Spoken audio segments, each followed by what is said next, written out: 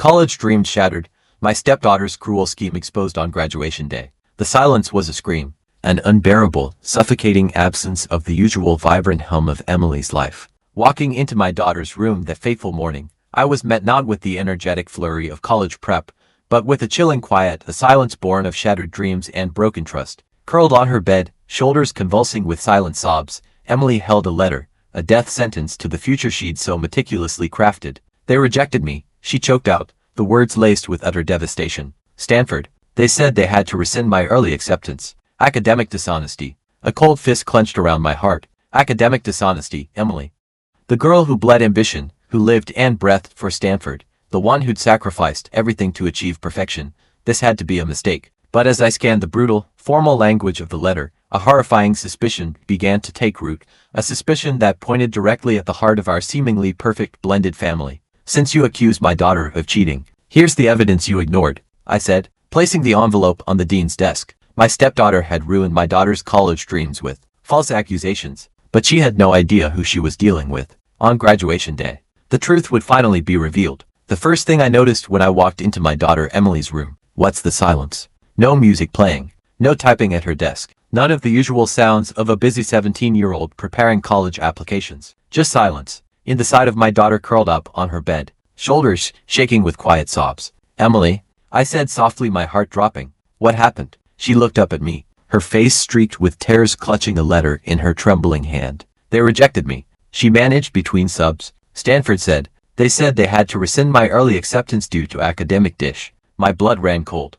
Academic dishonesty. Emily, the girl who had spent the last 4 years maintaining perfect GPA, play while juggling varsity swimming, student government, and countless volunteer hours. That's impossible, I said, sitting on the edge of a bed. There must be some mistake. Emily handed me the letter, her hands shaking. Someone reported that I cheated on my AP chemistry finals. They said they had proof. As I skimmed the formal language of the rejection letter, my mind was already racing. Emily had been dreaming of Stanford since she was 12. Her room was decorated in cardinal red and white, Stanford pennants, hanging on every wall. She had earned this, really earned it. And now someone was trying to take it away from her. Would do this. I wondered aloud. But even as the words left my mouth, I knew. The slight smile I've seen on Grace's face at breakfast this morning suddenly made horrible sense. Grace, my stepdaughter, the girl who had made it her mission to compete with Emily ever since her father. And I'm married 3 years ago. My name is Catherine Mitchell. And at that moment, watching my daughter's dreams crumble because of what I strongly suspected was her stepsister's jealousy, I felt something inside me. Be careful, peace I maintained in our blended family. Play, always trying to keep everyone happy, suddenly seemed less important than just, what's this, Mom? Emily's voice was small, younger somehow. What am I going to do? Stanford was everything. I pulled her clothes, letting her crying in my shoulder. Will my mind, furiously. We're going to fight this, I said firmly. Whatever it takes. What Emily didn't know, what no one in our family really knew, was that before I became Catherine Mitchell, devoted wife and mother, I've been Catherine Reynolds, investigative journalist. I had spent 15 years uncovering truths that people tried to hide, following paper trails. What's in exposing lies? I had stepped away from that life when I married David, choosing instead to focus on our blended family. But those skills, they never really go away. I need you to tell me exactly what, I said, pulling back to look at Emily every detail. Through her tears, Emily explained the accusation, claiming she had cheated on her AP chemistry final last semester in the same class where she had finally pulled ahead of Grace. Apparently someone had provided the school with evidence that Emily had accessed test materials before, but I didn't, she insisted, fresh tears spilling. I studied for weeks. You know I did. I didn't know. I'd watch her spend countless nights at her desk. Chemical equations spread around, like a complicated puzzle. Emily had earned her A+, honestly. The same applause that had pushed your class ranking just above Grace's. Grace got her Stanford rejection last week, Emily said quietly, play realization dawning in her eyes. She was so angry. Don't worry about Grace right now, I said, though internally my suspicions were hardening in assert. Just tell me everything you remember about the test day. Has Emily recounted the details? I made mental notes. The testing room setup, the seating arrangement, the proctor's position, every detail. Could be important. What Grace and what none of them knew was that she hadn't just messed with my daughter's future. She had awakened something I kept dormant for years. The relentless pursuit of truth that had once been my life's work. I waited until Emily had cried herself to sleep before making my first move. In my home office, I pulled out a notebook I hadn't touched in years. The reporter's instincts kicked in as I began mapping out what I knew and what I needed to find out. First step, the evidence itself. What exactly have been provided to the school and, more importantly, how had it been obtained? I opened my laptop and typed out a carefully worded email. Now to Stanford's admissions office, requesting copies of all materials related to the academic edition. Misty claim. Then I sent another to Emily's high school principal, scheduling an urgent meeting. As I heard footsteps in the hallway, Grace's distinctive gait. She paused briefly near my office door, probably wondering why the light was still on at midnight. I kept typing, giving no indication that I had noticed or presence. What are things she had won? What are belief that our perfect plan had worked? Because what Grace didn't understand was that she had just made a crucial mistake. She hurt my daughter, yes, but more than that, she had left a trail. And following trails, that's what I did best. The next morning, one maintained my normal routine.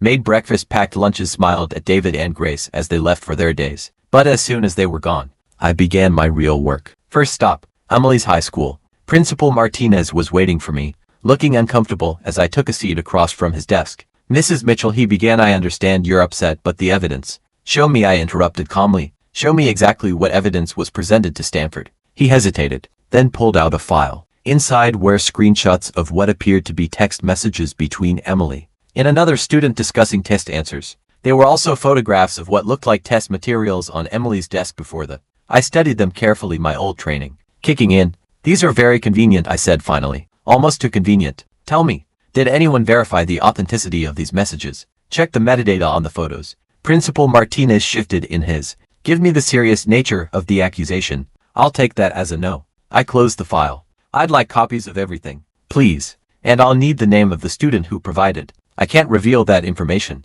I smiled, but there was no warmth. You can and you will. Because if you don't, the next person sitting in this chair will be my lawyer, asking why the school acted on unverified evidence without due process. I walked out with everything I needed, including the confirmation that Grace had been the one to report Emily. Phase 1 complete. Now for the real work to begin. The more I dug into Grace's evidence, the more threads began to unravel. Sitting at my desk late that night, surrounded by printouts and digital forensics reports, I felt a familiar surge of satisfaction. The kind I used to get when a big story was coming together. The text messages Grace had submitted. They were fake. Good fakes, but fake nonetheless. My old contact and digital forensics had confirmed it. The metadata didn't match up, and the timestamps have been manipulated. The photos of test materials on Emily's desk, taken weeks after the actual exam, carefully staged to look incriminating. Grace have been thorough. I gave her that, but she hadn't counted on going up against someone who had spent years exposing frauds. It's far more sophisticated than. In this my phone boo.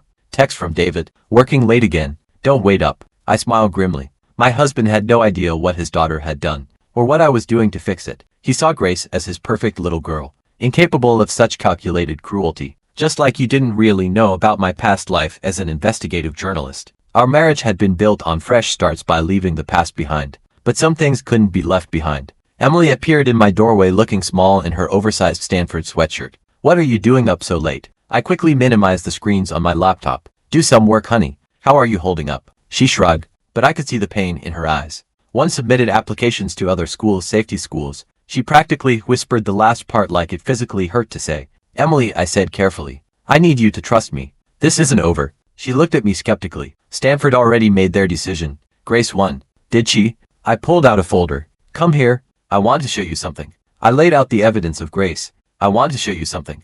I laid out the evidence of Grace's deception, the forensics report, the timeline inconsistencies, everything I gathered over the past. Emily's eyes wide and she took it all in. She really did this. Her voice trembled. But why? Why would she go to all this trouble? Because she couldn't beat you fairly. I said simply, and she underestimated who she was dealing with. Emily looked up at me. Really looked at me like she was seeing something new. Mom, how did you figure all this out? I took a deep breath. It was time for some truth. Before I married your stepdad, before I became just mom, I was an investigative journalist. I specialized in exposing frauds and cover. I smiled at her shocked, text expression. Let's just say Grace picked the wrong person. Listen to try to deceive. Justin, we heard the front door open. David and Grace returning from their late. Emily quickly helped me gather the papers. Understanding instinctive. Lovely that this needed to stay between us for now. Trust me, I whispered as she headed back to United. And for the first time in weeks, I saw a glimmer of hope in her. The next morning, Grace was her usual sweet self at breakfast.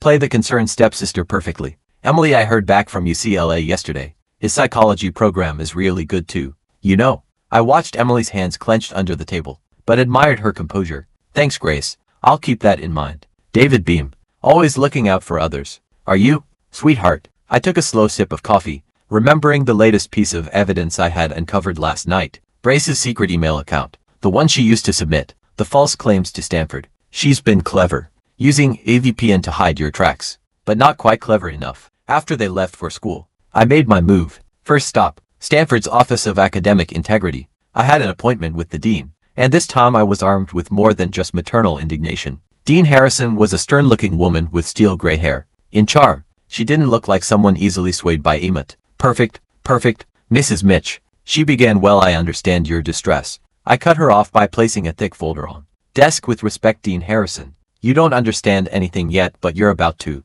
For the next hour, I laid out the EV. The forensic analysis proved the text messages were fab. The metadata, showing the photos were taken after the email trail links everything back to Grace's. This, I concluded, is not just about my daughter's college. This is about a deliberate attempt to destroy someone's academic future through fraud. The question is, what are you going to do about it? Dean Harrison was silent for a long moment, reviewing the documents with growing concern. Finally, she looked up at me. This is quite comprehensive, Mrs. Mitchell. May I ask how you obtained all this? Let's just say I have experience in uncovering the... I met her gaze stead. The question is, does Stanford have the integrity to admit they acted on false information? She nodded slowly. We'll need to verify everything independently. Play, of course. What if this all checks out? We may need to reconsider our decision regarding your daughter's admission. As I left her office, I felt a weight lift from my shid. Phase 2 is complete, but the hardest part was still to come. Because Grace, she still thought she had no idea that her carefully constructed plan was about to come crashing down around. And I had decided that the revelation would happen in the most public way possible. At her high school graduation, where she was scheduled to give a speech as salutatorian right after Emily would speak. That is if everything went according to my plan. Graduation day. Play dawned bright and clear. I sat in the school auditorium between David and Grace's mother. Janet put phone in for the occasion. The proud parents watching their children gradu. If they only knew what was coming. Grace was practically glowing in her white graduation robe, chatting with friends near the... Emily sat quietly, the interval Victorian chair, her face composed, put her hands fidgeting with the envelope containing. What neither of them knew was that I had a third envelope. Safely. Can you believe both our girls did so well? Janet whispered too. Grace was so disappointed about Stanford, but she handled. Is it with such? UCLA will be lucky to have her. I smiled politely, thinking about the email I received from Stanford yesterday confirming everything was in. Yes, they both handled everything exactly as expected. The ceremony began with the usual speeches. Is the principal, the school board president in various ding. Finally, it was time for the student speeches. Emily stood first, walking to the podium with quiet. Her voice was clear. When I was little, my mom taught me that truth always finds its way to. Then no matter how deep someone tries to bury, the truth has a way of surfacing. When it matters, my heart swelled with pride. We had worked on this speech together, carefully cracking each word. This year I learned that lesson firsthand. I learned that sometimes people will try to take what's yours, will try to dim your light to make their shine bright. But I also learned that if you stay true to yourself, if you keep working and believing in what's right, justice has a way of. I saw a great shift uncomfortably in her seat. Emily continued, her voice. What's growing stronger? Today, as we prepare to leave these halls and start our new journeys, I want to share something with all of you. Something that proves that truth and justice aren't just words in inspirational quotes, they're real, and they matter. I stood up, drawing confused looks from David and Emily said, my acceptance of Stanford was rescinded because someone provided false evidence claiming I had. Today, I'm honored to announce that not only has that decision been, but Stanford has offered me the full academic scholarship. The auditorium erupted in racist face a gun pale. But wait, Emily held up, there's more to this story. Mom. I walked to the stage, my heels clicking against the wooden floor in the sudden sill. Principal Martinez, who had been briefed about what was coming, nodded slightly. Good morning, I said, taking the podium. My name is Catherine Mitch, and before I was a mother, I was an investigative journalist specializing in exposing. Today, I'm here to share some evidence that recently came. I opened my envelope and began laying out the truth, the fabricated, the stage photos. What's the secret email? With each revelation, Grace sank lower in her. The person who orchestrated this campaign to destroy my daughter's future, I continued, my voice steady, is sitting on this stage right now. The audience cast. David stood up, his face a mask of confusion, in growing horror. Grace, I said, turn in to face my stepdaughter directly. Would you like to explain why you did it? Grace looked wildly around like a cornered. I don't know what you're talking about. You can't prove. Actually, I interrupted. pulling out the final piece of evidence, a printout of emails from her secret account. "I can."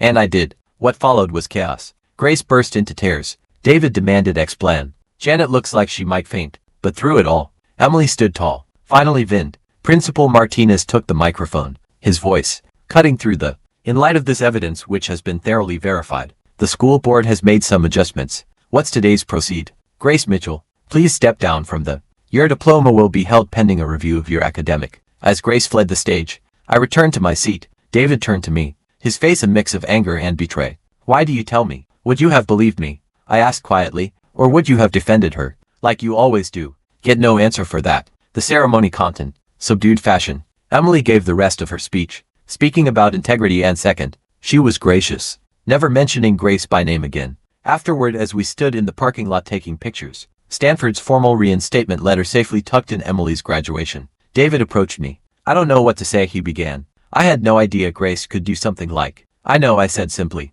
"That's part of the problem." United slowly. "What happens now?" "Now we deal with the con. All of us." I looked at him steadily. "Grace needs help, David. Real help, not excuses or protection." Later that night, as Emily and I sat in our backyard looking at the stars, she asked me the question I've been expecting. "Mom, did you have to do it so publicly? Expose Grace like that?" I thought carefully before answering. "Sometimes, sweetheart, justice needs witnesses. What Grace did wasn't just about hurting you. It was about making everyone believe a lie. The truth needed the same." She nodded, understanding. "Wolf, ever be the same with David?" "No," I said honestly. "But maybe that's not a bad thing. Sometimes relationships need to be rebuilt on truth instead of comfortable." Emily moved into her dorm. Her room was exactly as she dreamed it would be, decorated in cardinal red. Grace, that started therapy, finally confronting the jealousy and insecurity that had driven her action. David and I were in counseling, working to rebuild our marriage on a foundation of. As for me, I discovered that my old investigative skills, they'd just been waiting for the right moment to resurface. I started taking on some freelance work, exposing truths that needed to be told. Sometimes the biggest stories aren't about international conspiracies or corporate. Sometimes they're about the quiet battles fought in suburban homes, where truth and justice matter just as much as they do any. And sometimes, the most important investigations are the ones protect not just the truth, but the people we love. So, Reddit, after hearing everything, do you think I handled this situation the right way? Was exposing Grace at graduation too harsh, or was it a necessary act to ensure justice and truth prevailed? I'm honestly wrestling with whether I could have handled it differently, even though Emily got her Stanford acceptance back. I'm eager to hear your perspectives and any advice you might have, especially considering the impact on my family and Grace's future.